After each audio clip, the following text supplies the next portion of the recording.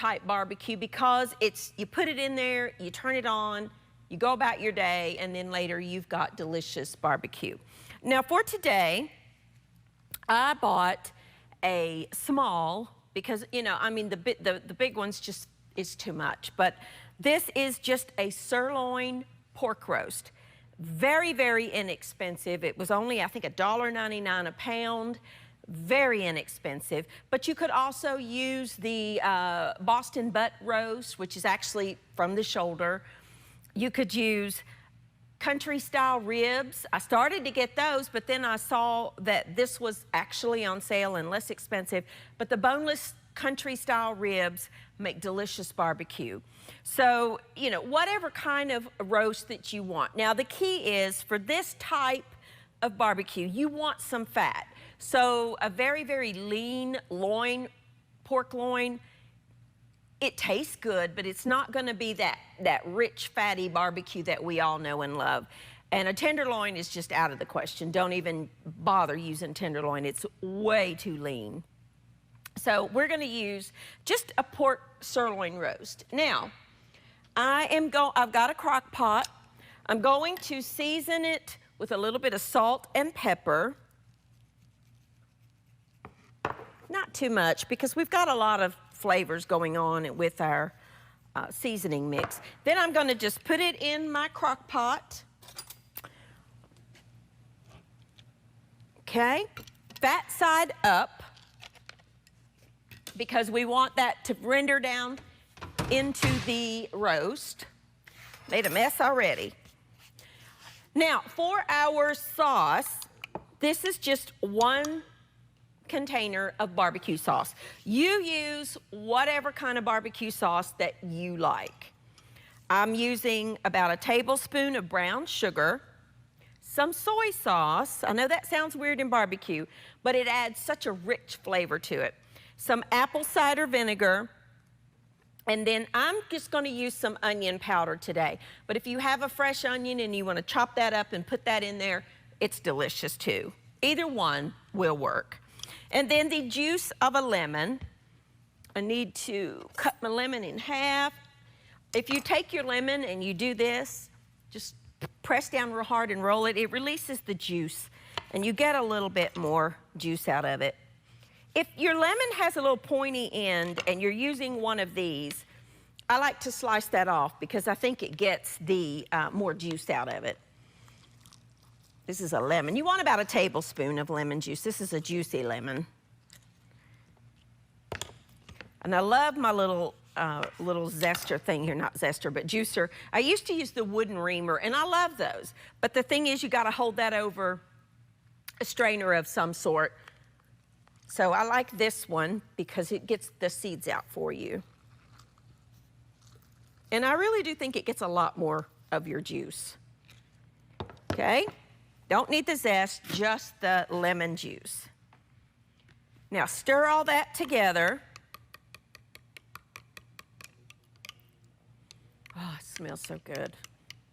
And then pour it over your roast. If you want to thin it out a little bit, and you could add a little water, but the pork is going to release a lot of juice, so I'm not going to add any water today. If your pork roast is not very fatty, you would probably want to add about maybe up to a cup of water to finish off your sauce, but that had a lot of fat on it and it's going to render out and make my sauce juicier. So I didn't need to add any water. Then just put your lid on it. If I can find my lid. Where's my lid? Over here. And you want to put it on, I like to do mine on low, and then let it go about 8 hours, and you have got delicious, delicious pork roast, or pork barbecue. That's all there is to that. You can make barbecue, and then you can put it in your crock pot before you go to work of the morning, and then when you come home, you have a delicious dinner. So that is a quick and easy pork barbecue for you. Now, you know, one of my personal, absolute favorite things to eat in the world are peaches. When they are fresh and they're in season, they are just that drip down your chin, need to eat it over the sink, juicy. There's nothing better. And I will eat peaches just like this. But I also like to make cobbler out of them, out of fresh peaches. It's so good. And really and truly so easy to make. So we're gonna make a peach cobbler. Now this one is a little tiny bit different because you put the batter on the bottom and it rises up to the top. I'm just gonna melt my butter in my microwave, half a stick of butter. We're gonna let that melt. I have here a bunch of peaches. Now, you can use canned peaches if you want to, or frozen peaches, but when they're in season, I want just the delicious, you know, fresh peach. I have here some sugar, some baking powder, some flour. I'm gonna stir all that together.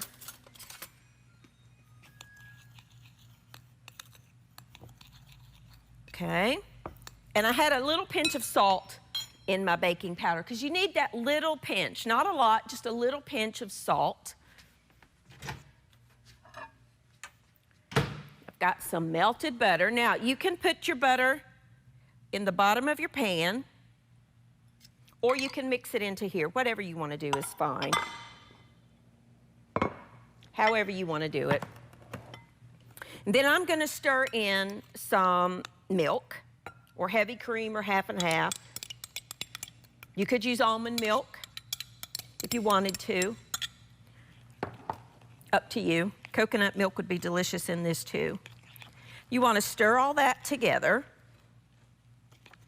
And this is going to be your batter.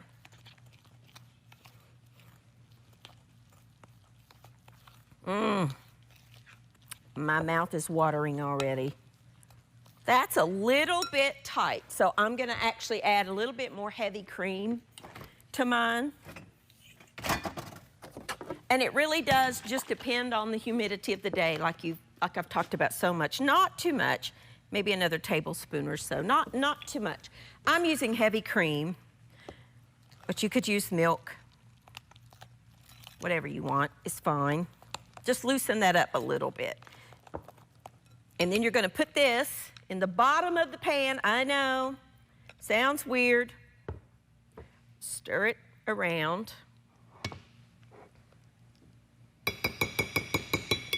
Okay. Oh, so good. All right, I'm gonna take a quick break, clean this up. When I come back, we're gonna talk about the peaches just a little bit and get this in the oven. I'll be back in just a minute.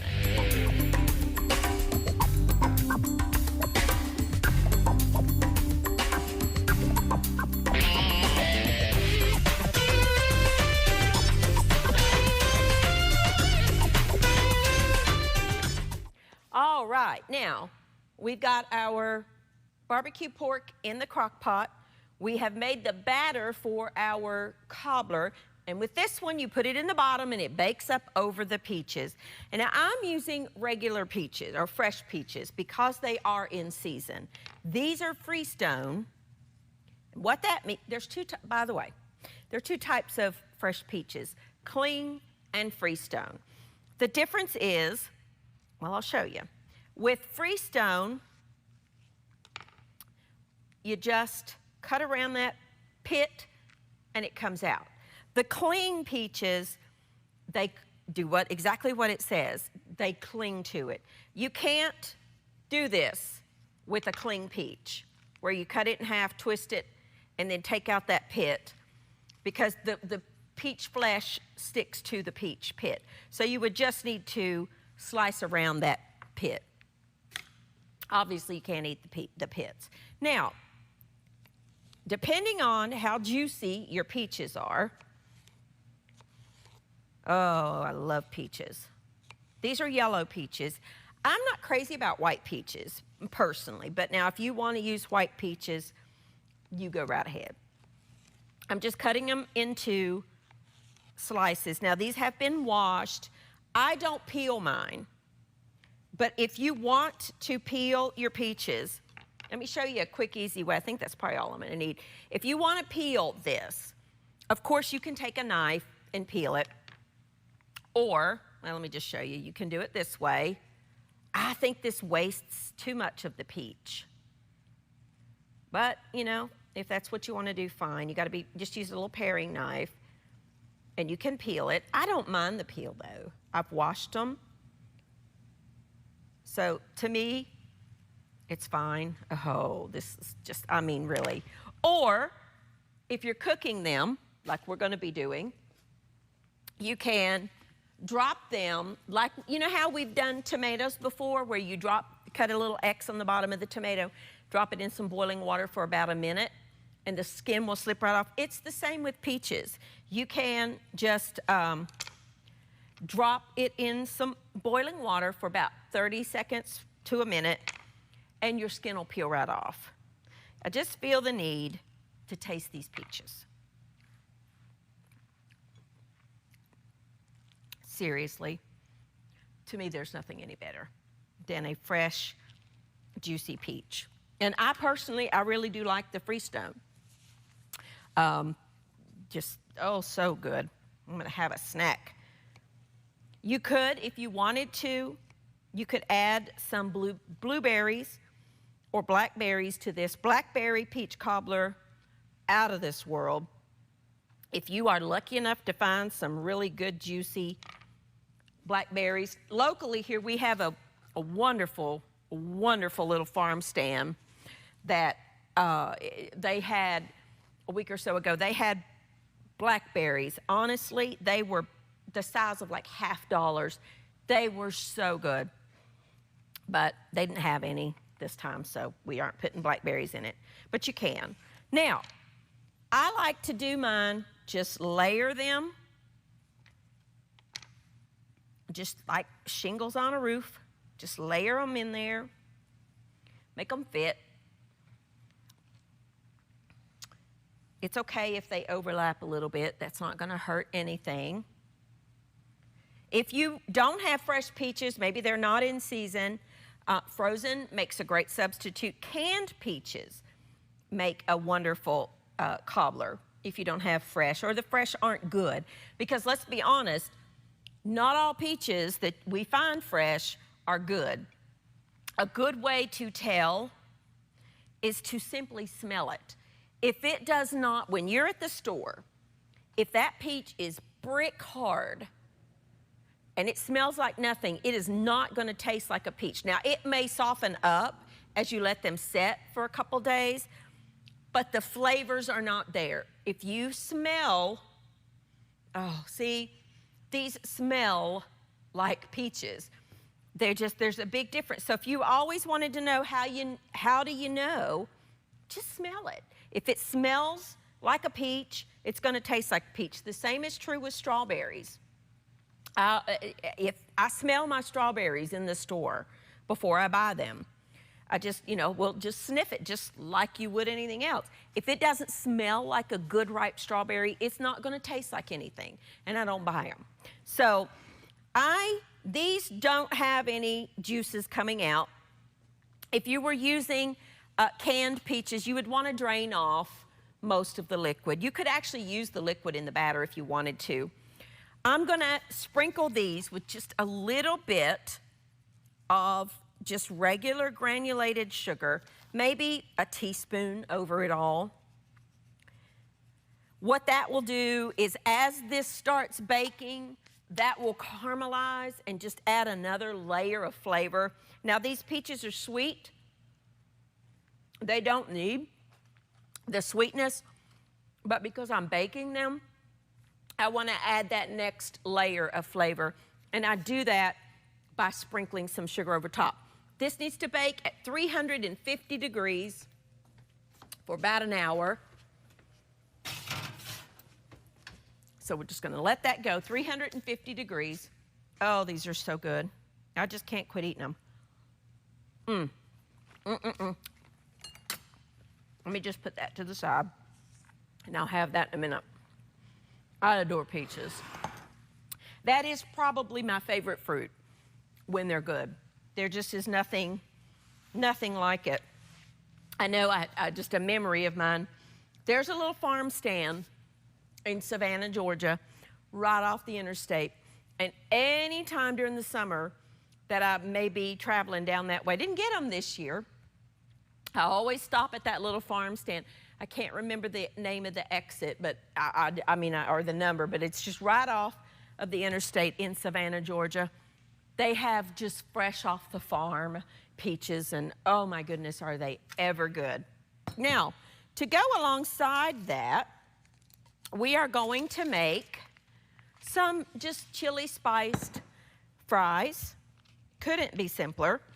We have here just some, these are Yukon Golds, but you could use baking potatoes, you could use the Idahos, you could use the red potatoes, whatever kind of potato you want. I have washed these. Again, I don't like to peel my potatoes. I think there's flavor, there's definitely fiber and nutrients that are right there in the skin or just under the skin that when you peel them, you're taking that away. Let me get my spice mixture mixed up first.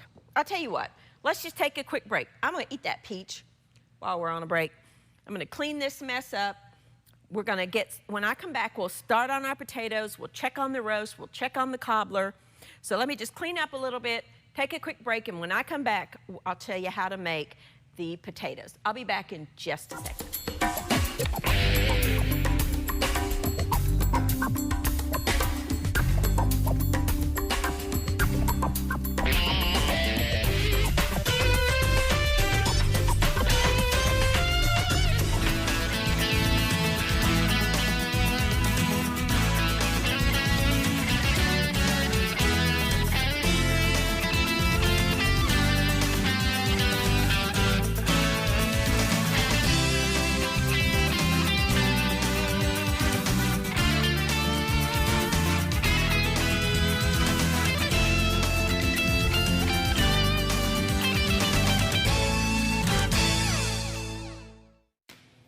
Alrighty, now we are going to make some fries to go alongside that and then a cheesy sauce for some fresh broccoli. But we're gonna get started on the potatoes. I have here just a bowl that I'm gonna put some olive oil in. I'm also gonna add some red pepper flakes, some salt, some pepper, some cumin powder, and then just some chili powder. And I don't know, a couple tablespoons or so of olive oil. Now, I want to stir that together. Set that to the side. And I'm going to slice my potatoes in half. Well, you can still see it right here. And then, so I've got a flat cutting surface, and I like to do mine kind of thin. I have my oven preheated to 450 degrees, 425, 450, something like that's fine.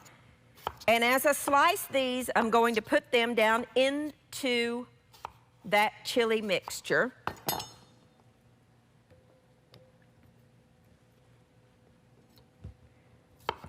Okay. You could use frozen fries if you wanted to, and just toss them in that mixture. If you don't have any fresh potatoes, but you've got frozen, you could do that. I don't think they're as good, but they will work. You want about 2 pounds or so of potatoes. These, again, are Yukon Golds, but you could use red or Idaho, whatever you have.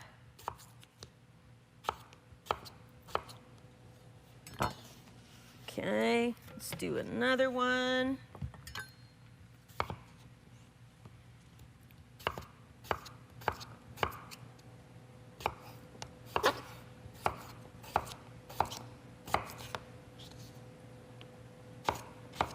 Okie dokie, that's probably plenty. Then take your hands, cook's best tool, toss it in that spice mixture, making sure every little potato has some of that blend on there, and then put them on a lined baking sheet. because you don't want to clean up the stick. I promise you that. Get them out into a single layer, flat side down, and then pop them in your oven. You can do this in an air fryer if you have one. Those are becoming one of my favorite little cooking tools. I'm still learning. I'm still working on recipes for you, but we're getting there. All right, just make sure they're in a single layer. And then if you have any mixture left over, you don't waste it, just pop it on your potatoes, just making sure they all have some. Rinse my hands. Pop that in mine's at 450, but you could do it at 425. You want a high temperature because you're going to roast these for about 15 or 20 minutes, and they're done. Depends on how thin you slice them. Now, I have in my microwave just some fresh broccoli florets, and we are going to make a quick cheese sauce to go with our broccoli. I have in that skillet some butter that I am melting. Just about 3 tablespoons or so of butter. Okay, there it is. Where's my flour? You want to have equal amounts butter and flour. Let me get that up a little bit higher. And then just cheese of your choice. I'm going to add a little bit of salt. I'm going to go ahead and add it to my milk so I don't forget. A little bit of pepper if you want. I like pepper in mine. This is fresh ground. I just have a little spice mill. You've seen me do it on here before because I don't like the pre-ground pepper. And once you taste freshly ground pepper, you'll never go back to the pre-ground stuff. There's a world of difference in the flavor. When you buy that little canister on the shelf, you don't know how long that's been ground, and it loses so much flavor once you grind it that you need it ground fresh. Now, I love pepper mills. I have quite the collection of little pepper mills. I love them. I collect them, actually. But when I'm doing a lot of cooking, I have a little spice grinder. It's actually a little tiny coffee grinder. And I will grind up, pulse my peppercorns, whole peppercorns, just enough for maybe a few days. You don't want to have too many because they do lose flavor. Once they're ground, they just start losing that flavor. All right, our butter is melting. I'm going to help it along here by cutting that down into littler pieces. It was very cold. It came straight out of the fridge. Once your butter is melted, we're going to make a roux. Very simple to do. I need a whisk. Let me grab my little whisk. This is not a non-stick pan. It is the hard anodized. That's why I can use my metal scraper. I never use metal utensils in a non-stick.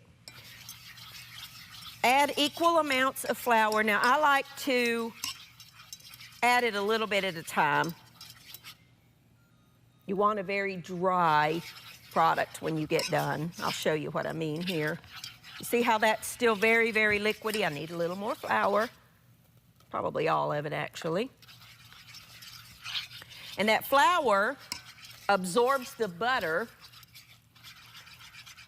and that's the basis for your cheese sauce. Okay, you see how that's pretty much all absorbed. I let that cook for about 30 seconds to a minute. Okay, stir in my salt and my pepper to my milk. I'm using half milk, half heavy cream, but you could use all of either one. Slowly pour a little bit of milk in there at a time. If you dump all that in at once, you will have clumps. So I like to add a little bit at a time, whisk it in, making a mess as I go. As usual, my microwave is saying, hey, I'm done here. Okay, add the rest of my milk. Whisk that in there. And you got a white sauce at this point. Then you can add your cheese. I'm just using cheddar. You can use whatever you want. Melt that in there and there's cheese sauce.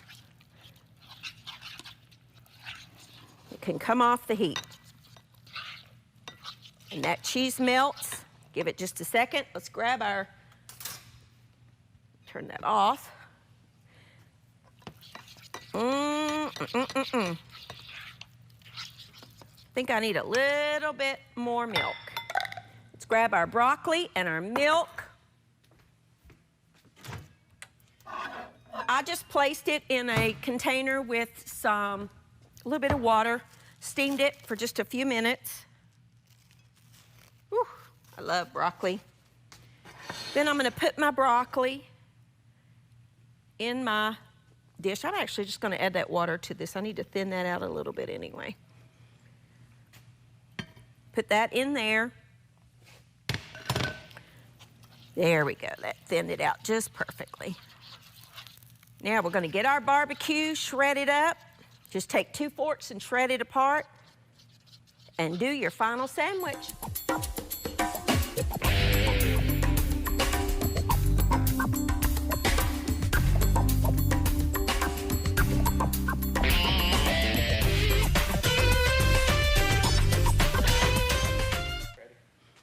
Alrighty, now at the end of your barbecue cooking, you want to take out the pork roast and take 2 forks and just shred it into pieces just like this, and add, you know, some of the extra sauce if you want it more saucy.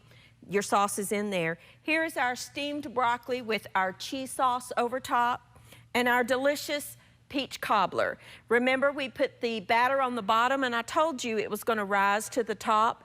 The batter rises up to the top and makes just a warm, delicious